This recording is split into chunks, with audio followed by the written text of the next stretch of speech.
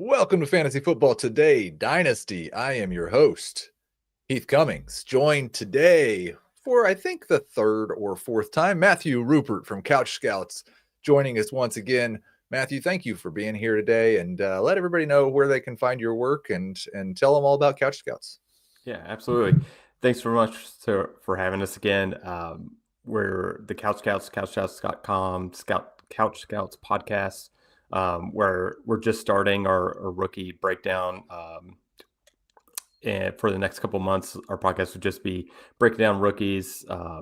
But we have membership packages on our website where you get our rookie guide, one-on-one consultations with our team, and take advantage of that while you can, because that's definitely not a scalable product for us to have. But we get a ton of great feedback on those one-on-one consultations that we do with our clients. And our rookie guide has been our bread and butter for the last couple of years, and we've had a lot of fun trying to improve it every year. And I think we've provided a ton of value to our customers with our rookie guide. We've had you and Matt Cooper on during the spring or January, February time several times just to kind of talk about the rookies. You guys always give good information, good insight. And definitely go check out Couch Scouts and get excited about that rookie guide coming. And that is the reason that we have Matthew on today. We are going to give you guys a glance, an early preview of the 2026 draft class.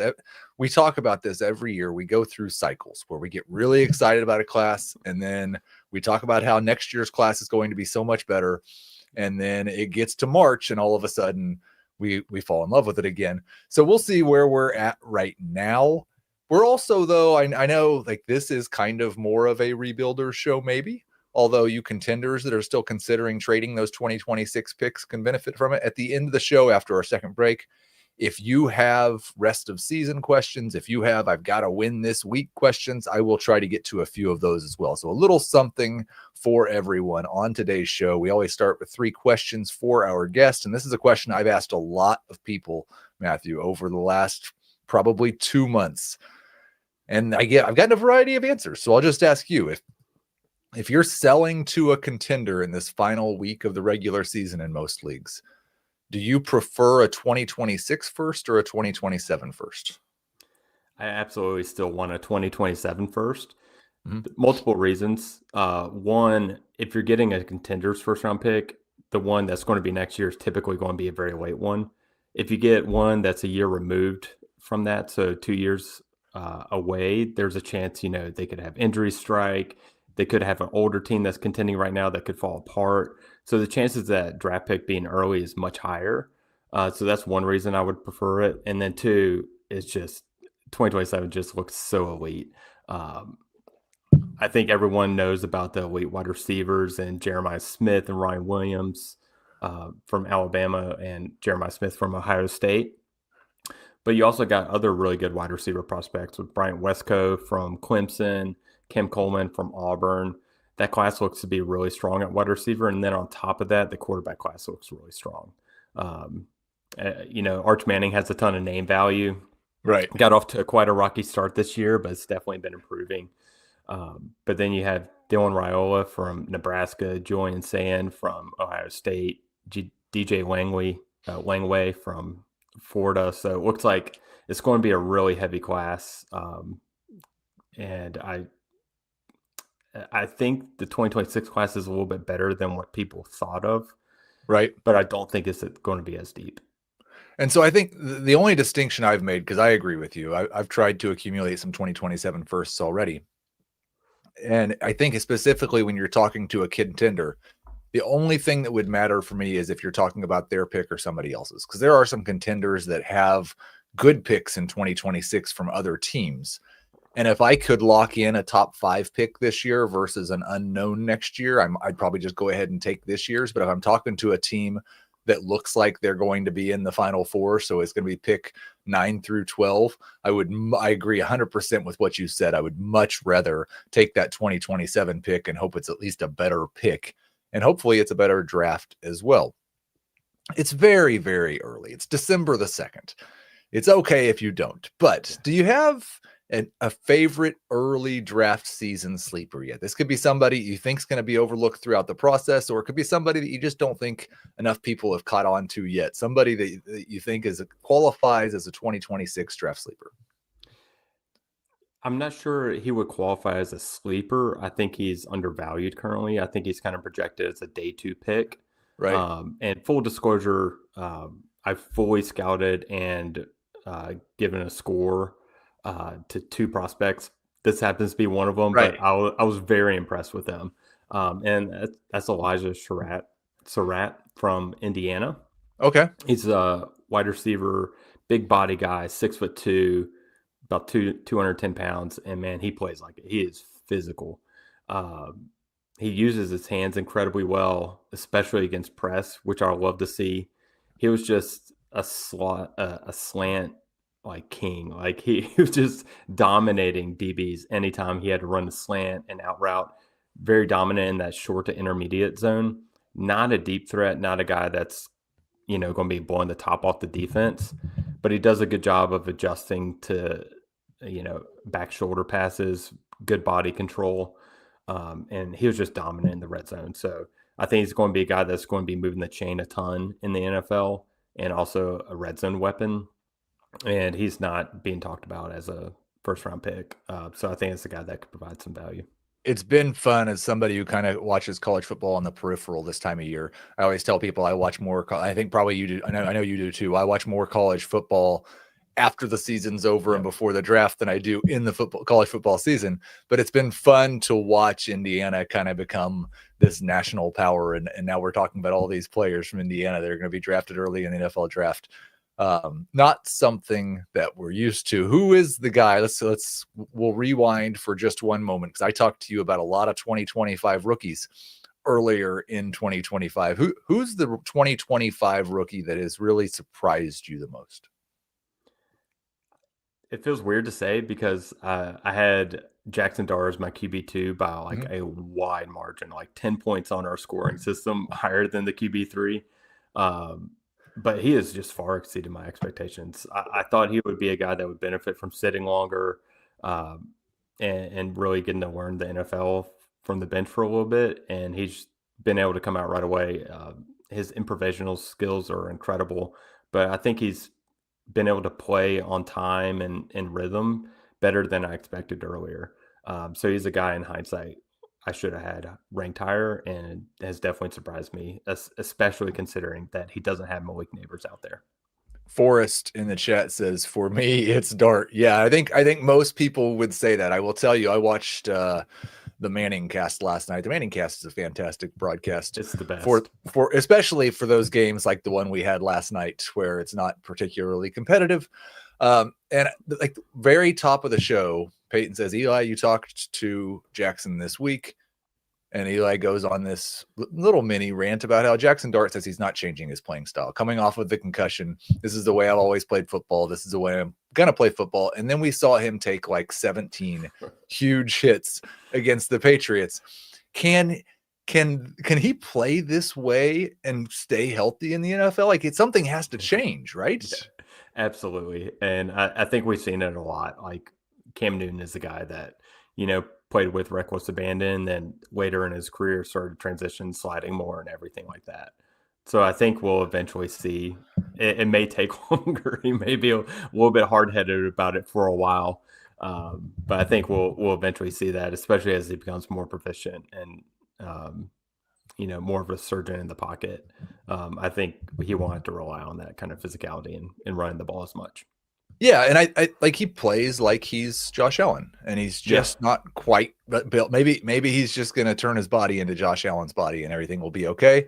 But so far, it's worked out pretty well for Josh Allen. So maybe that reckless abandon will pay off for him. Let's take our first break. When we get back, we'll dig a little bit deeper into the 2026 class. When you need your sports news all the time, we've got breaking news to bring to you. CBS Sports HQ gives you a snapshot of all the sports that matter to you. When you need your sports in a snap, find it on CBS Sports HQ, streaming free anywhere you are. We are back. Just a reminder for you guys who are currently watching live, if you have some questions for your rest of season or week 14 needs. I'll try to get to those after the second break. And for everybody, whether you're watching live or watching later, we would really appreciate it if you could like and subscribe. That helps us out a lot. And that also helps us to continue to get to do more shows. If you want more content, give us more likes, give us more subscriptions. That's how you get more FFT Dynasty. So we're going to go through the 4 positions. We'll start with the quarterback position.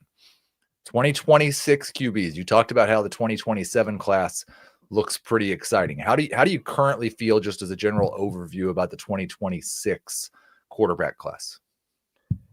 I feel a bit disappointed in it. Yeah.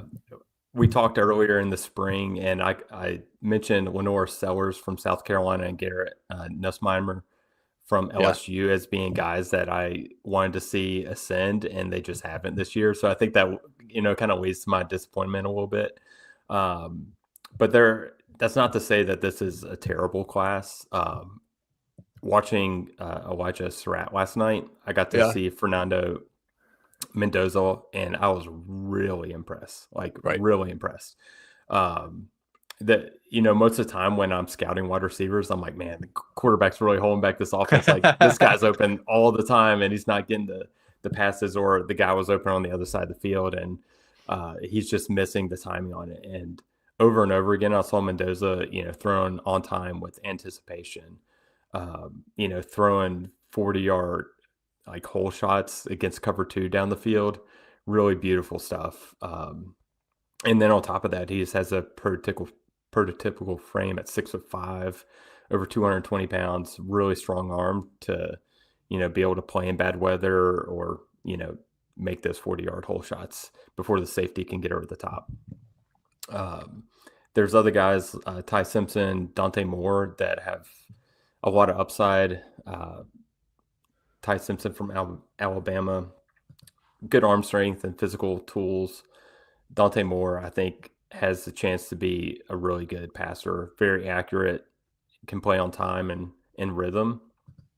And I still believe in Garrett Nussmeier. I think he has to go to like a West Coast or a Kyle Shanahan kind of system to really succeed, since he doesn't have like the greatest physical tools. But I still think that he's a guy that could succeed in the NFL.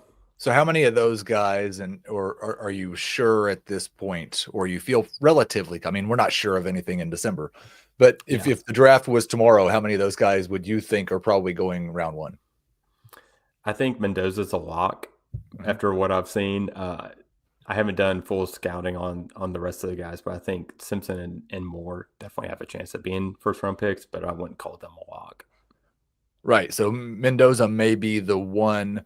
And what we generally see, I think, is we've got a guy who we know is probably going to go top 3. And some classes we have 2 or 3 of those guys. And then if there's not enough guaranteed top 3 guys, somebody's going to go 10 through 15. Somebody's going to go 15 through 30. And we'll see if they turn into Jackson Dart, or if they turn into the traditional quarterback that goes in the middle of round 1 that shouldn't have really been a round 1 pick, but they just got drafted there because there weren't enough quarterbacks. Is there an impactful player at quarterback that we're still waiting to see if they're going to come out?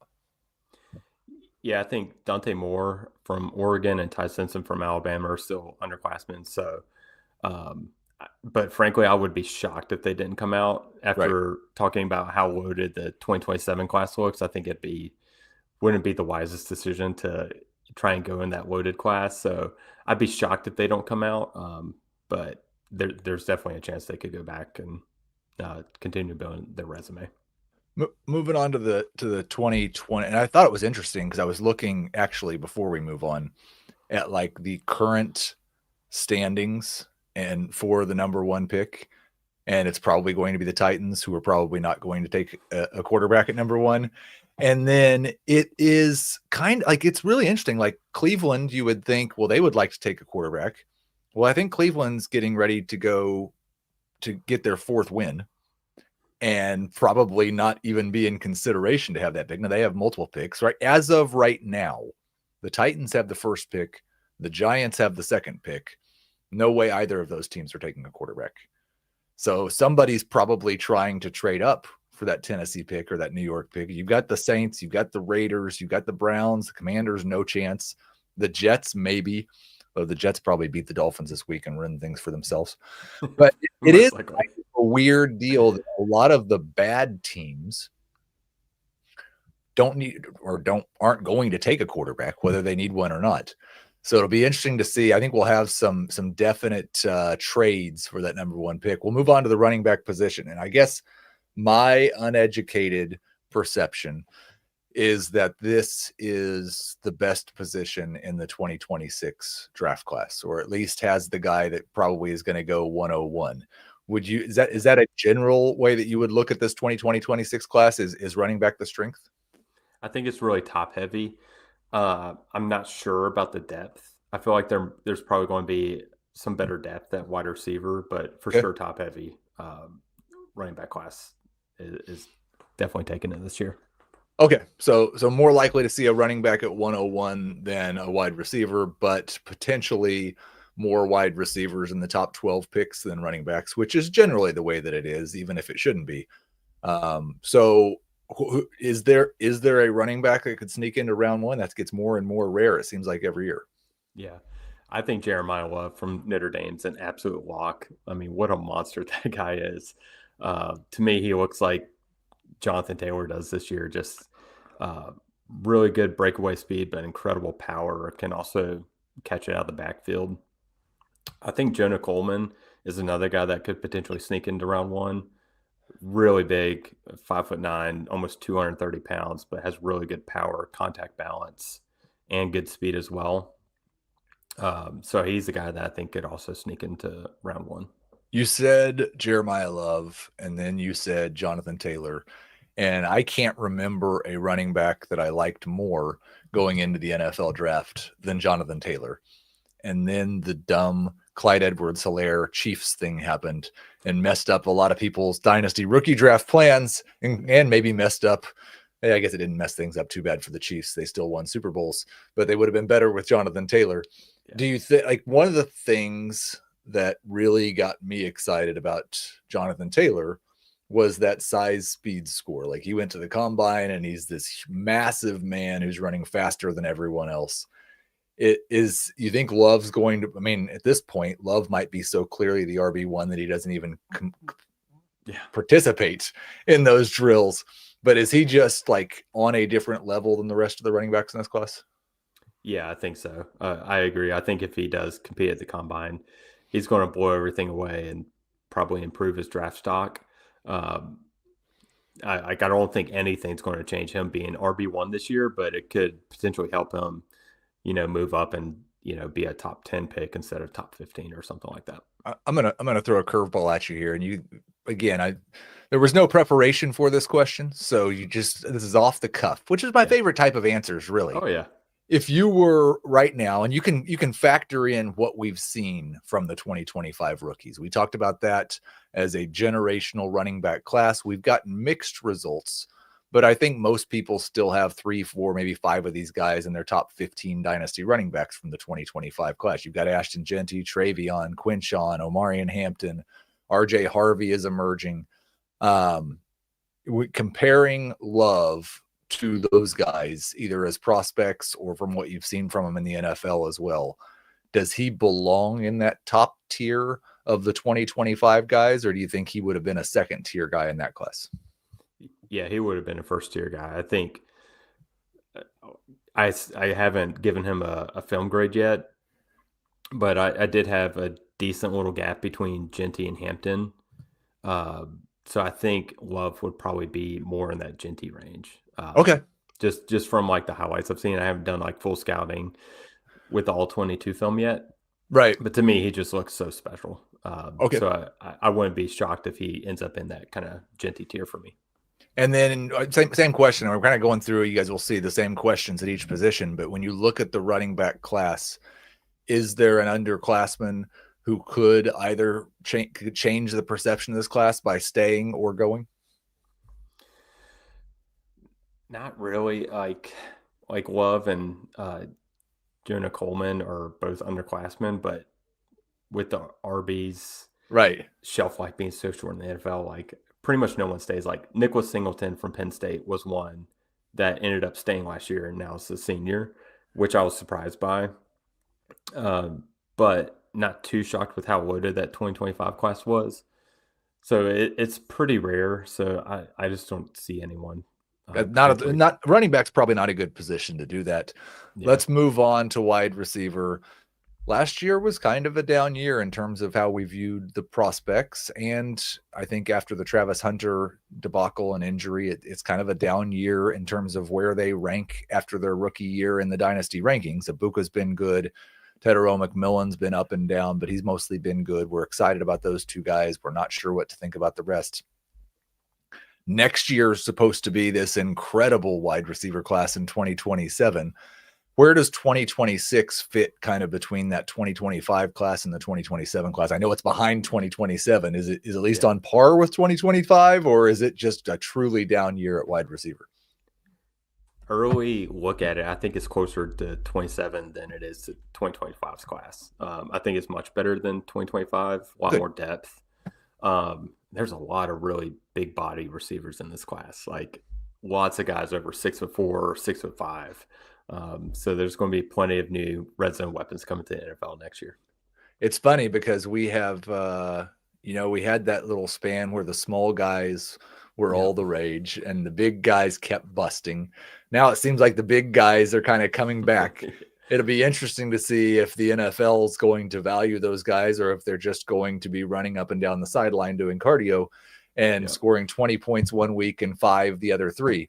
But are there any, or I'm sure there will be at least a couple. Do you have any favorites for who are going to be the round 1 guys from this class? Yeah, Jordan Tyson from Arizona State, big body guy, deep threat, can really take the top off the defense. I think he's going to be a first-round guy. Cornell Tate from Ohio State is the guy that I scouted this week for our podcast tonight. So I have a full grade on him, really high, like amazing deep threat, a lot of nuance with his route running, especially at the stem of his route. He's so good on those deep routes. So he's just going to be a menace to safeties in the NFL for years to come. And on top of that, he has really good body control as well. Mekhi Lemon from USC, I think has a chance to be a first-round guy. Okay. Yak monster, explosive, shifty weapon. Like if he can go to like an Andy Reid type system where they can scheme it and get the ball in his hands, I think he's just going to be a menace as well. Okay, so that's. I mean, I think like as much as we've kind of heard people talk down about this 2026 class, if we get 3 wide receivers in round 1, we get Jeremiah Love as the clear 101, and Mendoza's somebody trades up and takes him as the 101 at quarterback. Does that kind of seem like probably a top 5 or 5 of the top 6 in terms of early rookie ADP? Yeah, that's how I'm looking at it right now. So those 3 wide receivers probably ahead of whoever becomes RB2? Potentially, yeah. It depends. I really like Jonah Coleman from what I've seen. So I think if he has a really good landing spot, he could be in top 5. We need some wide receivers. So that is, it's been kind of the thing for the last couple of years that there were like 18 guys who were under 25 and potential number 1 wide receivers in fantasy. And now we've gotten to the point where a lot of those guys are 26, going to be 27 next year, and we're kind of looking for the new fresh blood. So it's good to hear that there's at least 3 of them, and there may be some lower end guys as well. And then I shouldn't say lower end. Day 2 wide receivers often have a lot of success. You kind of talked about the difference between quarterback, where if you can come out, you probably want to, because next year is going to be much harder, and running back, where you don't really wait another year. Is wide receiver more like running back, where if you can come, like you should just come out now if you can? Before, name, image, and likeness for sure. Now I think these guys have the ability to say if they want to, but with how loaded 2027 looks, I don't see why you wouldn't come out now. Okay. So I think we're going to see a lot of early declares this year. Early declares, probably not anybody that's going to make the class worse by deciding to stay for one more year, unless they just get offered $10 million and would rather stay in college, which I can't blame them. Like, that sounds pretty fun. Right. Go ahead. Sorry. Jacoby Lane, wide receiver at USC, Mekhi Lemons' running mate is a guy that I think could potentially stay just so he can have a year being that alpha. But I think I really like him. I think he's a guy that can come in and produce right away. Tall, 6'4", 200 pounds, incredible body control and contested catch ability to make him a really good red zone weapon. So I think he's a guy that could be a second round pick. Okay, good. I like that name. So I've said a couple of times on this podcast that I think the 2025 tight end class may eventually be looked at as one of the greats of all time. It may be the best. I mean, we got Tyler Warren, just an instant top 5 tight end. We got Harold Fannin, who's currently a borderline top 12 tight end. Aronde Gadsden has flashed. We love Harold Fannin on this show, and there's a running joke that I have to say his name every show we do, whether we're talking about tight ends or not. And then there's still a lot of other guys, Terrence Ferguson, Gunnar Helm, Elijah Arroyo. Like there's several other names that might take the more traditional tight end path. Colston Loveland, I didn't even say his name yet. He looks Mason awesome Taylor. when Mason Taylor. So like elite tight end class in 2025. Is there anybody left in 2026? I mean, it has to be a disappointment after that class. I mean, Right. It's just incredible. We talked about it on our podcast, and like one of my bright spots for fantasy football is how the tight end position is no longer going to be like, do you have Travis Kelce? Well, if you don't, then you're Right. kind of stuck streaming a guy almost. It's really good to have a ton of different options. There's the Trey McBrides and everything else. So the future for the tight end position looks really bright. Kenyon Sadiq from Oregon is a round 1 lock, I think. And he could be a really good mix match for defenses. Then I think after that, it's kind of like, we're going to wait and see how things emerge. I haven't scouted the tight end position yet. And I think the combine plays a much bigger factor with tight ends because we see over and over again, like the guys that test as athletic freaks have a much better chance to, produce and be an elite fantasy tight end. So that is, and I think like the data backs that up. That is one of the best predictors. It was funny before you even said it. Andy in the chat said Oregon tight end is going to be the guy after the combine. Well, Rupert's here saying that Sadiq is probably the guy before the combine, but he may jump at. I mean, if he has a great combine, he may jump into that top 15 range where we get another really high end drafted tight end. But I did think it was funny, just to go back to Harold Fannin, because we always do, that Kevin Stefanski has talked about how he was openly cheering when Harold Fannin ran a slower 40 than anyone expected because he knew he was going to fall because of that. And he was in love with Harold Fannin. We don't think that's loved his tape. Right. Yes. Yeah. Absolutely loved his tape. He's been kind of frustrating because the shares that he's getting of that offense leads the offense in catches, yards, PPR fantasy points for pass catchers, but the offense has just been so bad that he's just been a low end tight end 1. Very excited to see what he could do, with a quarterback, and hopefully we see Sadiq land in a place where he's got a quarterback as well. Any underclassmen that really matter at the tight end position as far as what they decide, or we're probably just waiting to see. Yeah. Max Quare from Ohio State, underclassman. He could, potentially go back and boost his production profile. But for the most part, I think a lot of these top guys are more or less seniors. Eli Stowers, sorry, I'm probably butchering a lot of names, from Vanderbilt, former quarterback, converted to tight end. I think he has a lot of upside. Justin Jolly from my NC State Wolfpack has had a good production this year, really big frame to create some problems. So I think there's definitely some guys there that, could end up emerging. But I think as far as underclassmen, I think Max from Ohio State, because I think it's a lock that Sadiq's going to come out like tight end 1 by a mile. I think that's a no-brainer to come out. Andy had a good question in the chat, and I'll give my thoughts because I know you're generally more involved in the film and evaluation before we get to this point. And then we've got to kind of readjust based on how it happens. Is how much does tight end landing spot help? I think it makes an enormous difference in terms of early production. This could be controversial, but I'm not sure if Colston Loveland had landed in Indianapolis and Tyler Warren had landed in Chicago, that we wouldn't all be more excited about Colston Loveland than Tyler Warren right now. I think Harold Fannin falling to round 3 was a bad thing, but landing with Kevin Stefanski gave him an opportunity to be an instant contributor because they run 2 tight ends all the time. He got a chance to be on the field early, and then he proved that he was as good as we thought he was. I would also say, though, that if you're a patient dynasty manager, and especially if you're a rebuilding team, I'm not sure that it matters that much for the in terms of like a 3 to 5 year outlook. It matters a lot more for the first year or 2 of their career. Would you say that's probably accurate? 100% agree. So go ahead. Yeah, I think with tight end landing spot, what I look for a lot is who the offense coordinator is, like what kind of system do they run? Because there's a lot of offensive coordinators where they don't really funnel a ton of targets to the tight end, and they have a clear history of doing that. Mm-hmm.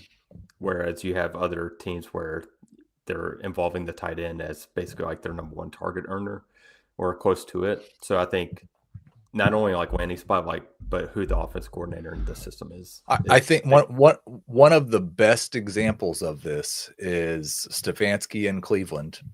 And then like Trey McBride's awesome. I think he would be awesome regardless. But out there in Arizona, they're running a system very similar to where the dump off passes just as often go to tight ends as they do to running backs. And so McBride's had an opportunity. Like I don't really think Marvin Harrison Jr. is a bust. I just think that he's in a situation where the tight end's going to get a high enough share of the targets, and he's not been given a full route tree yet. So, yeah, I think a good point. I'll be very interested specifically for Fannin and the tight end position. Assuming Kevin Stefanski gets fired, who does Cleveland hire? And does Kevin Stefanski go somewhere to be an offensive coordinator, and a new tight end becomes even more awesome because they're playing in his system? Let's hope so. Let's take our second break. When we get back, we got a couple of rest of season questions. We've got a couple of just kind of general dynasty questions. Matthew and I will answer those questions. If you have one left, if you haven't got it in, you've been shy, now's the time. Put your question in the chat and we'll get to it. You can't count on accurate expiration dates. That is a rookie mistake. Or the kindness of strangers. But thanks to CBS Sports, you can always count on Sundays with the NFL on CBS and Paramount Plus. So I'm going to kind of pair 2 questions in one because I want to talk about what your eval was on this guy early when he was coming out, and then what you've thought of what we've seen the last couple of weeks. So we had a question. I'm weak at wide receiver. Need a couple of good wide receivers that have start potential. Who would you recommend I target? And I think even if that's a redraft question, the number 1 guy on the waiver wire is also somebody who's very dynasty relevant at this time. But Jose also said, I need 1 wide receiver. He says Adonis. I'm pretty sure he means Adonai A.D. Mitchell, Tesla, Godwin, or London if he plays. I will say without question that we agree that if Drake London plays, you play him and don't ever think about it again. But if he doesn't, the guy who everybody's clamoring for on the waiver wire, A.D. Mitchell, is also included in that other question. He just had a monster game. He's been the number 1 wide receiver by usage the last 3 weeks since he joined the Jets. This is a guy that the general talk around him in his time in the NFL so far has been, he always gets open. Yeah. If you just watched him play football and stopped the tape when the quarterback throws, you would think he might be a number 1 wide receiver in the NFL. If you watch what happens after the quarterback throws, you might wonder how much longer he's going to get to play in the NFL. What was your early eval on Mitchell, and are you encouraged that what we're seeing might be the breakout a lot of people have been waiting for? I sure hope so, because I have an enormous amount of shares of A.D. Mitchell. I was so high on him. We talked about it on our show recently too. Like our film grade was incredibly high on him, but like our film grade, we don't have a way to quantify effort. Right. There's effort concerns in college, and then that could lead to getting in the doghouse, things like that, like things that we can't contribute. But based on his film grade for us, like he was like an elite prospect. So I had a ridiculous amount of shares. I hated his landing spot in Indianapolis, getting buried there. And I kept on seeing the flashes there. Like you said, in Indianapolis, like he was getting open, Reggie Wayne was talking about like how he's a guy that's going to break out. Like just watch the film, and it's been so encouraging to see him actually break out. I'm like, finally, proven right. I was a year and a half late, but early. It's always better yeah. to be early than late, Yeah. right? It's just to answer those questions. If you need a wide receiver off the waiver wire, and like this is week 14, whatever you got in the holster, you put it on AD Mitchell. No one's ever been disappointed by putting all their eggs in the AD Mitchell basket. And I would definitely start him over Tesla. I would definitely start him over Godwin. I would certainly not start him over Drake London if London's able to go. I think there's a lot of people made the choice 2 weeks ago and added John Mechie instead of Mitchell. That was another guy who was much more highly viewed coming out of college. And then obviously he's had some things that just derailed his career. Is Mechie a guy that you're still holding out hope for too? He's a little bit older, I think 25 years old, but he has looked good with this opportunity as well. Yeah, he's another guy. I liked his film. Not an incredible amount of upside, but I think he's just a guy that kind of projected as like a really solid, wide receiver 2, wide receiver 3 for a team that's going to be a guy that moves the chains. Seems to always find the soft spot in the zone. I don't think he's ever going to be like a dominant target hog and, a fantasy stud on your team, but I think in a pinch he can be one of your flex plays. And I think it's totally worth holding out hope that he can end up being a guy that gets 80 catches a year, 5-6 touchdowns that can contribute when you need him to. I love this question because it brings up 3 extremely relevant dynasty players all in the same question. He has the number 1 seed locked up. Good job, Alex. You've clearly been listening to FFT Dynasty. Jefferson is currently benched on his team. That's kind of where it seems like he might belong, although I don't know how you're finding wide receivers you want to start over him. Wide receiver position's awful right now. What should we do with him? I'm considering making an offer of Jefferson for Bucky and Pickens. And like I said, Bucky extremely relevant right now. He's back and got most of his workload back. Hasn't been near as efficient this year as a rusher as he was in his rookie year. And then Pickens has emerged as a guy. I had Adam Pfeiffer on last week, and I had Pickens, I think, at wide receiver 15. He was saying he's a top 8 wide receiver. I'm getting closer to agreeing with him. So first off, Jefferson for Bucky and Pickens as a contender. Would you do that deal? Oh, that would hurt my soul personally. But I think I probably would. Bucky is a guy that we called out in our rookie guide, and I have all the shares of Bucky in my leagues except for the leagues that I'm in with my co-host. But Pickens was a guy, frankly, to be honest, I was not in on him this year, and he has totally proven me wrong. As long as he stays with the Cowboys, I think I would do it, but with that unknown, I would be a little scared, and it would really hurt because we know who Jefferson is long term. Definitely been a down year, disappointing year, but he has shown who he is throughout his whole career. So it'd be hard to trade him, but if it gives me a championship this year, I think I would. Yeah, I think I've been slow to come around on Pickens, and it is interesting because before Lamb got hurt, this was kind of going how I expected it was going to. Right. CeeDee Lamb was the top target. Jake Ferguson was the second target. George Pickens was the boom bust number 3 wide receiver. Lamb got hurt. Pickens showed them, hey, you should probably throw the ball to me more. And now since Lamb's come back, Pickens has actually been the best Cowboys wide receiver, which is absolutely insane to say. I think a couple of things. You're the 1 seed. Flags fly forever. This deal undoubtedly makes you a lot better for your championship chase. Putting Bucky Irving into your lineup, putting George Pickens into your lineup, I'd probably start both of them this week over Justin Jefferson. And I don't have hope that things are going to get better for Jefferson this year. I do agree with you. He's still, I think, a top 7, top 6 wide receiver for me in Dynasty. They're going to figure this quarterback situation out. But Pickens is ascending. If he signs a long-term deal with Dallas, this looks like a win next year also.